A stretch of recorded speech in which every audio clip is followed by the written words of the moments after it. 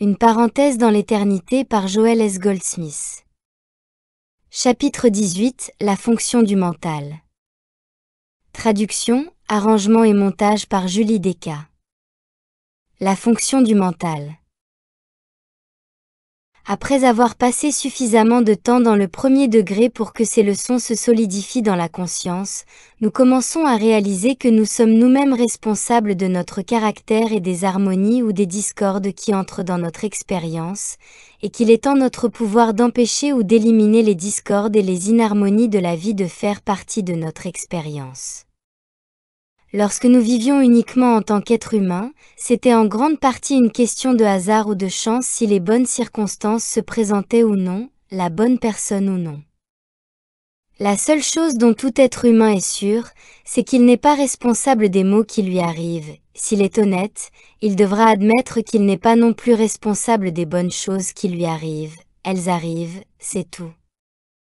Lorsque nous réalisons que nous avons le pouvoir de déterminer notre expérience, que nous aurions pu éviter la plupart de nos problèmes si nous avions su ce que nous savons maintenant, et que nous pouvons à tout moment commencer à changer le cours de notre expérience, nous commençons à prendre notre vie en main et à la modeler selon nos désirs, au lieu d'accepter ce que quelqu'un nous impose ou ce que le monde nous distribue.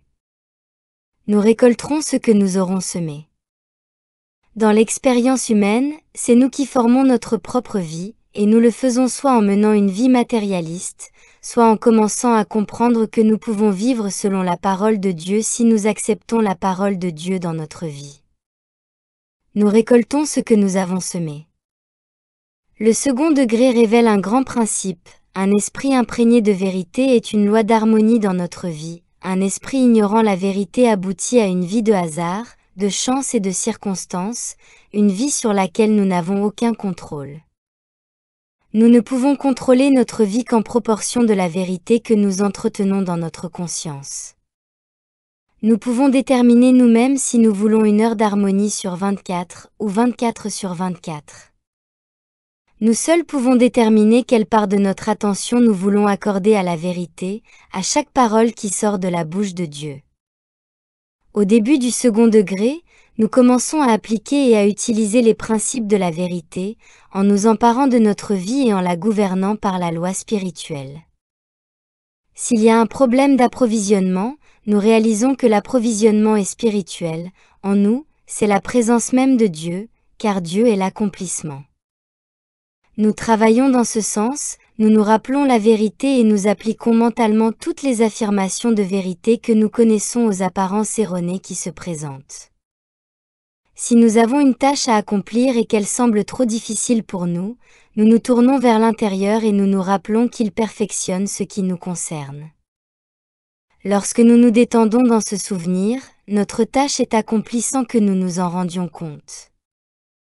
C'est au cours de cette deuxième étape que notre humanité s'élève et s'améliore, et nous nous rapprochons du moment où nous pouvons être comme les scribes et les pharisiens, affirmant que nous sommes justes et vertueux, de bons hommes et de bonnes femmes, et fiers de l'être, et bien sûr, nous faisons de notre mieux pour rendre tous les autres à notre image et à notre ressemblance. Il ne faut pas longtemps pour que nous commencions à penser que c'est nous qui faisons tout cela et que nous sommes très intelligents et capables. Nous nous débarrassons de toutes nos discordes et instaurons l'harmonie, et nous pensons que notre esprit est vraiment puissant. C'est alors que nous commençons à croire que l'esprit est Dieu. De nombreuses personnes utilisent le mot esprit comme synonyme de Dieu, mais le fait même que nous puissions utiliser notre esprit est en soi la preuve que l'esprit ne peut pas être Dieu, car il est difficilement possible que quelqu'un puisse utiliser Dieu, et en outre, puisque l'esprit peut être utilisé à la fois pour le bien et le mal, il ne peut pas être Dieu, car Dieu est au-dessus des paires d'opposés. Lorsque les secrets de l'esprit ont été révélés pour la première fois, il était évident que l'esprit pouvait être utilisé à la fois pour le bien et pour le mal. Mais certains de ceux qui ont appris ces secrets n'ont pas pu conserver leur intégrité spirituelle et n'ont pas eu assez d'humilité pour être des serviteurs. Pour ces personnes qui connaissaient le pouvoir de l'esprit et ses potentialités, l'idée se présentait que, dans la mesure où elles savaient comment travailler avec la pensée et l'esprit devaient être le pouvoir. Selon eux, l'esprit devait donc être Dieu et la pensée, l'instrument de Dieu, devait être le pouvoir.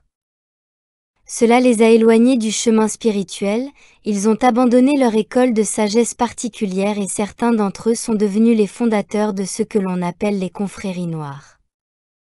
Ces confréries étaient composées en grande partie d'hommes qui avaient d'abord fait partie d'un enseignement spirituel, mais qui, après avoir découvert les pouvoirs de l'esprit, ont quitté cet enseignement et ont formé des confréries où ils pouvaient utiliser les pouvoirs mentaux pour leur propre glorification et leur profit personnel.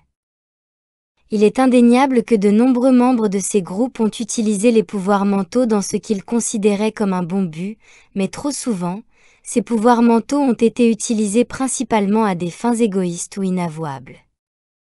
De nombreux livres ont été écrits sur le sujet de la sorcellerie, du vaudouisme et des mauvaises pratiques, certains d'entre eux contenant des récits authentiques d'expériences réelles qui témoignent du fait que si ces personnes ont touché le domaine du mental, elles n'ont pas encore touché le domaine de l'esprit.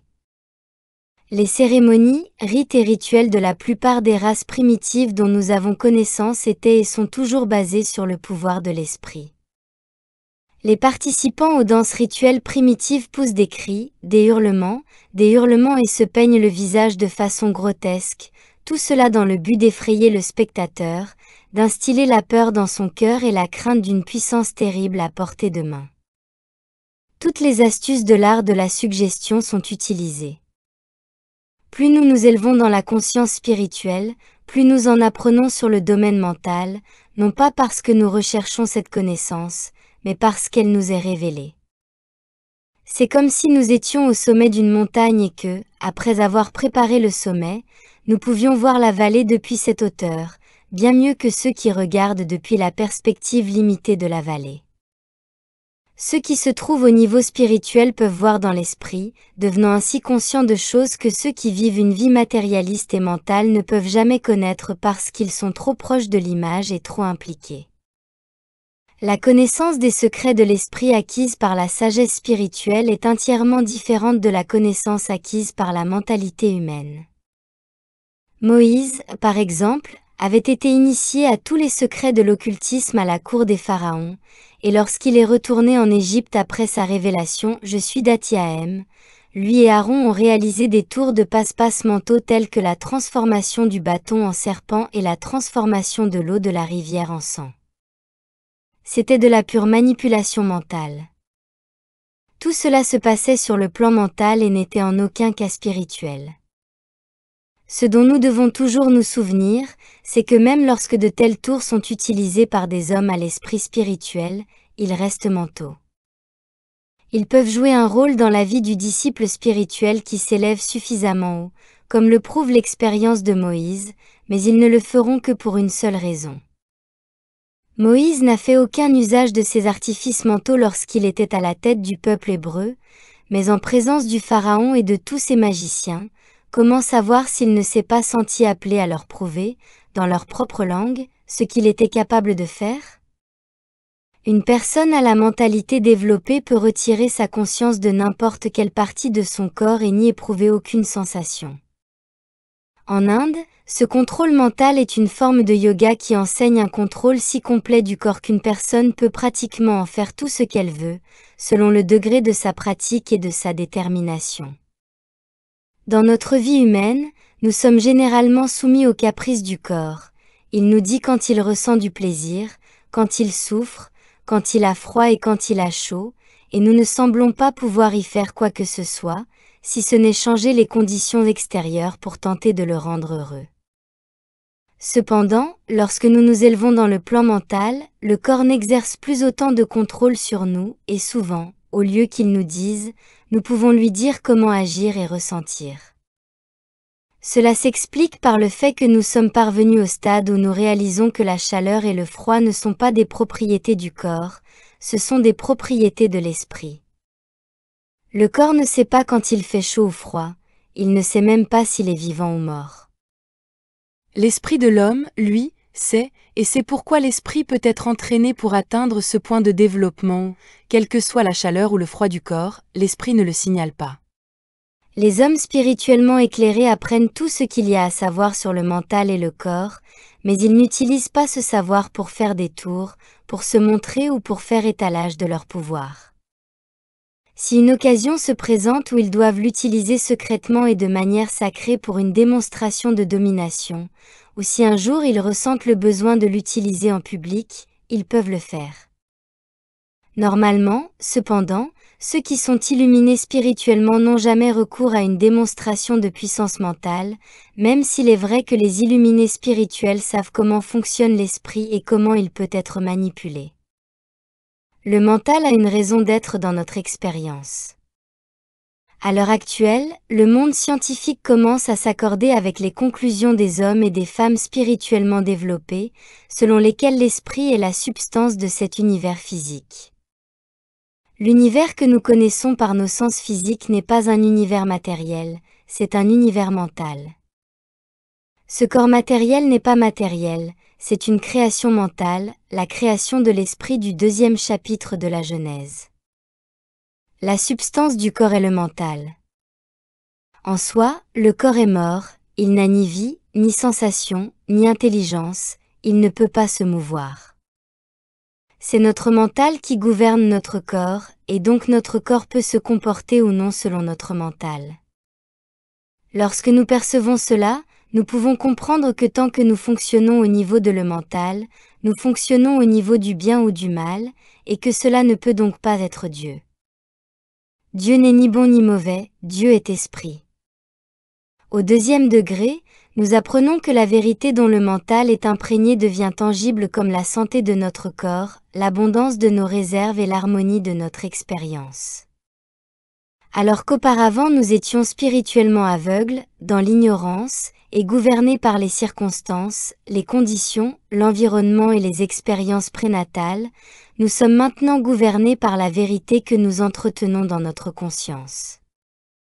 La vérité est la substance et la loi de l'harmonie, mais cette vérité n'est pas suspendue dans l'air, elle doit être incarnée et incorporée dans notre mental. Si nous utilisons le mental à des fins personnelles et égoïstes sans tenir compte des effets sur les autres ou sur le monde, nous allons au-devant d'ennuis, car nous récolterons ce que nous aurons semé. Si, en utilisant notre mental pour notre propre gain ou satisfaction, nous blessons quelqu'un, ce préjudice nous reviendra. Il est indéniable que nous pouvons utiliser le mental comme bon nous semble, de manière erronée, égoïste ou personnelle, et sans tenir compte des droits d'autrui, mais cela peut s'avérer extrêmement dangereux et avoir des conséquences désastreuses. Tant que le mental est gouverné par la vérité, il n'y a pas d'égoïsme en lui, car nous ne le dirigeons pas vers des fins spécifiques, mais seulement vers une plus grande conscience de la vérité, et nous laissons cette vérité changer notre conscience. L'entretien de la vérité dans la conscience n'a pas pour but d'acheter des voitures coûteuses, des yachts somptueux ou des maisons magnifiques, il n'a pas pour but de faire baisser la fièvre ou de se débarrasser d'une maladie. L'entretien de la vérité dans la conscience a pour but de spiritualiser le mental et le corps, d'amener à notre conscience la lumière de la vérité afin que notre être tout entier puisse être transformé d'un sens matérialiste en un sens spirituel. Par la vérité entretenue dans notre conscience, par ce renouvellement de notre esprit, nous sommes transformés de l'homme de la terre en l'homme qui a son être dans le Christ. Mais cette vérité doit être la vérité sur Dieu. Il n'y a pas de vérité sur l'homme, il n'y a pas de vérité sur l'approvisionnement, il n'y a pas de vérité sur la santé, il n'y a pas de vérité sur la sécurité. La seule vérité qui existe, c'est la vérité sur Dieu, la vérité selon laquelle Dieu est la substance de notre corps, de nos affaires et de notre vie. Dieu est le ciment de nos relations humaines, Dieu est notre forteresse et notre haute tour.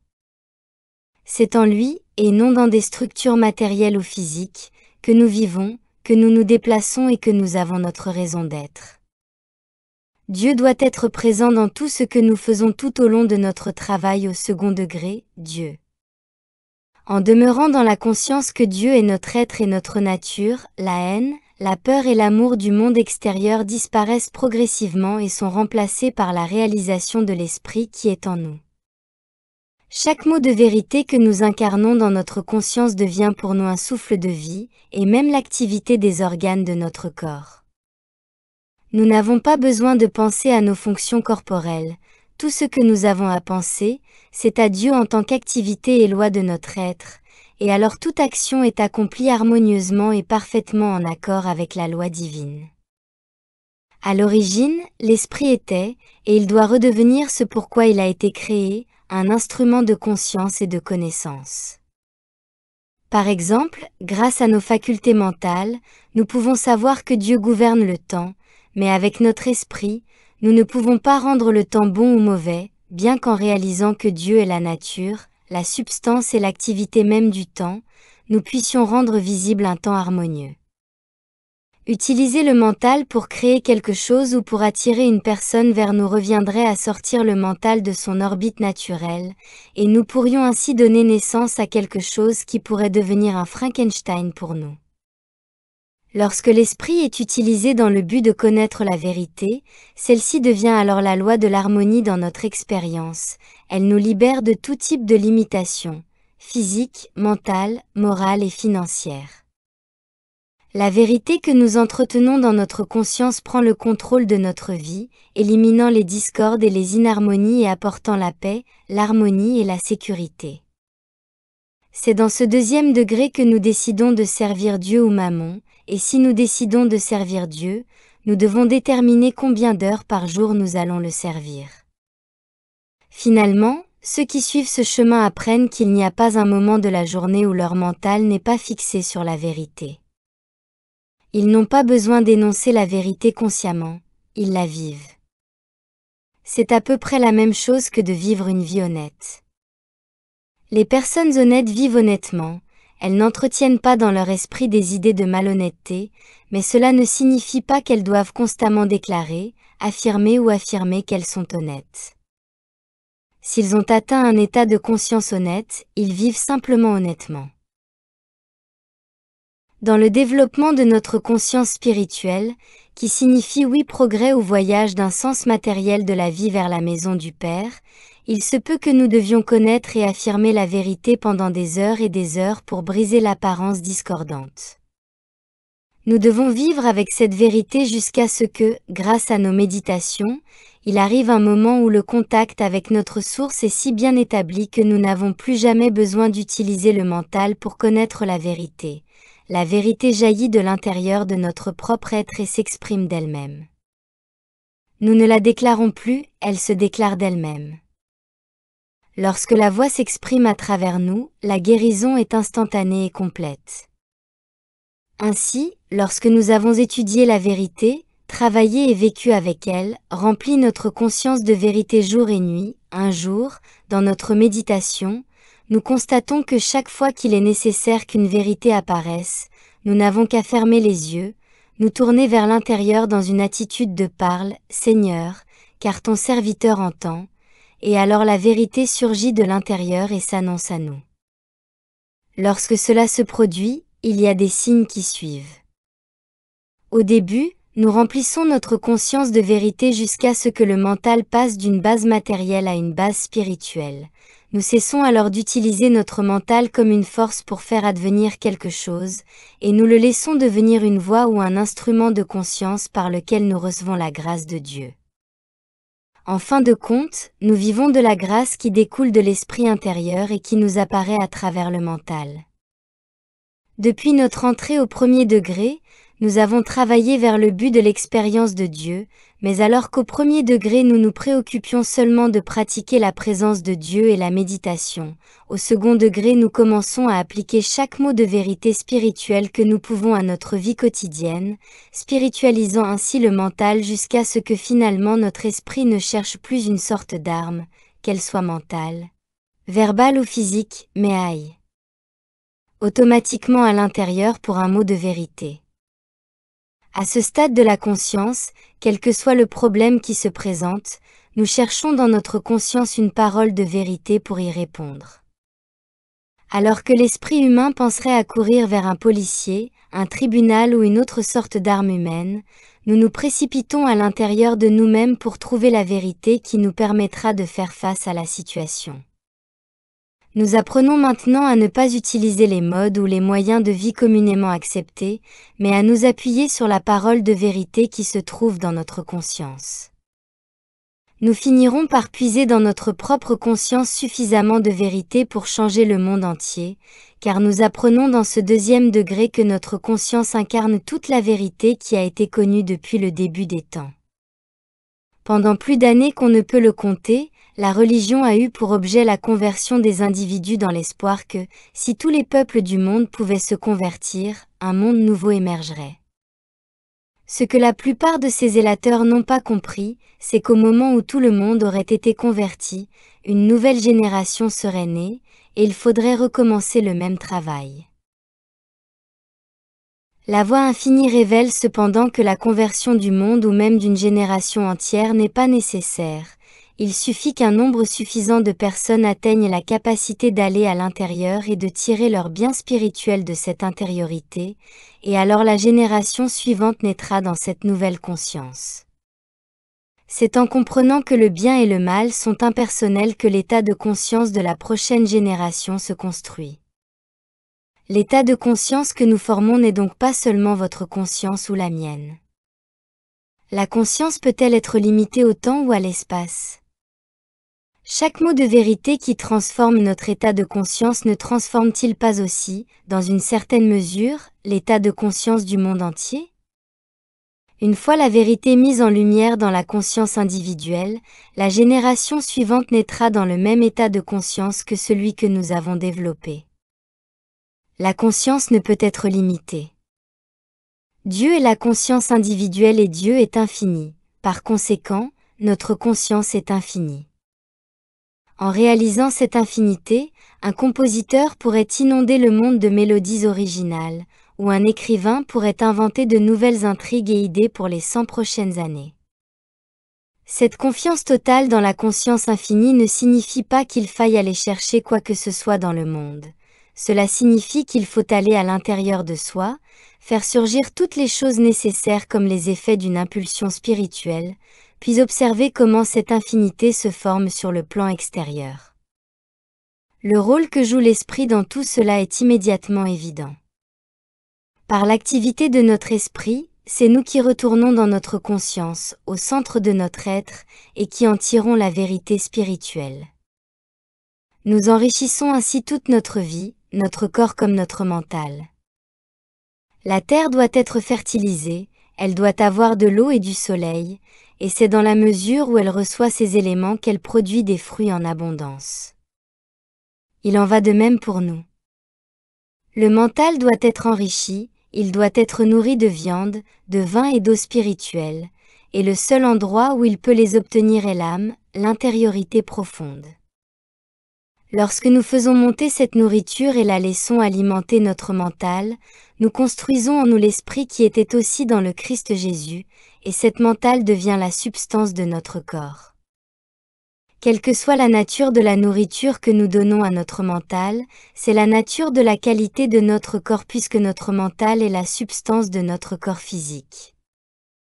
Chaque fois que nous nous tournons vers l'intérieur et que nous émettons une parole de vérité, nous la libérons dans la conscience, et nous n'avons pas seulement fertilisé et enrichi notre propre état de conscience, mais nous avons aussi enrichi l'état de conscience du monde. Le mental, en soi, n'est ni bon ni mauvais. Le mental est inconditionné. Nous sommes derrière notre mental et nous avons le pouvoir de le remplir de bien ou de mal, d'abondance ou de manque. Nous pouvons remplir notre esprit de vérité, le laisser vide, ou le laisser se remplir du mesmérisme du monde. Le mental est inconditionné, et nous le laissons soit s'imprégner des déchets de ce monde, soit de sagesse, de pensée matérielle ou spirituelle. Parce que le mental est un instrument, il peut prendre conscience de la vérité dans sa totalité, alors que s'il se fie entièrement à ce qui est déjà connu, il ne peut jamais sortir des limites qu'il s'est imposées et apprendre ce qui attend d'être ouvert. Tant que nous ne limitons pas notre mental à ce que nous entendons ou lisons et tant que nous sommes disposés à retourner dans notre soi, nous pouvons être instruits de la sagesse, de la sécurité et de la direction donnée par Dieu. Cependant, cela implique un abandon du petit moi et la capacité d'être tranquille et de savoir que le jeu au centre est Dieu. Cela implique une volonté d'écouter et de laisser Dieu diriger et illuminer le mental. Lorsque nous avons progressé dans le second degré jusqu'au point où nous avons spiritualisé le mental, où nous comprenons que le mental est un canal inconditionnel pour la sagesse de Dieu, et où nous avons appris à rester tranquilles, alors lorsque des problèmes nous sont soumis pour être résolus, nous ne nous préoccupons pas de penser à des pensées, mais nous allons à l'intérieur et laissons sa voix s'exprimer, nous nous laissons instruire de l'intérieur. Et nous laissons sa puissance se manifester. Bien qu'il faille généralement de 5 à 9 ans aux étudiants pour atteindre le deuxième degré, ce qui n'est pas un processus rapide, ils n'ont pas à attendre ces longues années pour que le fruit apparaisse. Le fruit commence à venir très rapidement, c'est seulement l'accomplissement complet qui ne vient pas aussi vite. Choisissez aujourd'hui qui vous voulez servir. Servirons-nous les discordes et les inharmonies de ce monde ainsi que certains de ses plaisirs, ou nous élèverons-nous au-dessus de ces discordes et de ces plaisirs et apprendrons-nous le secret de mon royaume? Au premier et au deuxième degré, la plupart d'entre nous atteignent l'harmonie du corps, du portefeuille et des relations humaines, mais ce n'est qu'une étape sur le chemin spirituel, car nous n'avons pas encore discerné la véritable nature de l'immortalité, de l'éternalité et de l'infini, de la complétude et de la perfection. C'est ce qui nous attend, mais pas avant d'avoir franchi ces 2 degrés. C'est dans la tranquillité et la confiance que vous trouverez votre force. Soyez tranquille et sachez que je suis Dieu. Ce je, tout au fond de nous, ce je nous réconforte, ce je est la présence, ce je nous instruira. Nous n'aurons alors jamais besoin d'utiliser notre esprit comme un pouvoir, mais cette riche nourriture spirituelle qui jaillit de l'intérieur nourrira notre mental et deviendra la substance et l'activité de notre vie et de notre corps.